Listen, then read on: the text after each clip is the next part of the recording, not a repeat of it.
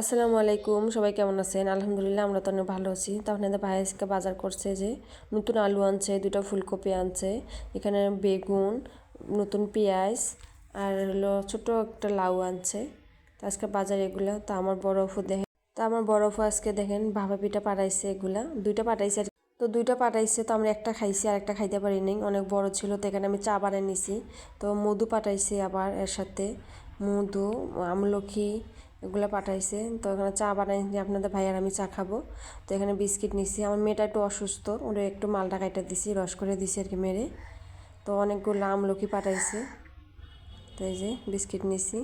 তো বড় বোন কাছে থাকলে অনেক সুবিধা, একটু ভর্তা রান্না করলেও মানে ভর্তা বানাইলেও আর কি পাঠায় দেয়। তো এই যে এখানে আজকে ফুলকপি নতুন আলু দিয়ে রান্না করে মাছ দিয়ে। তো আজকে এই পর্যন্ত, সবাই ভালো থাকবেন, সুস্থ থাকবেন, আল্লাহ হাফেজ।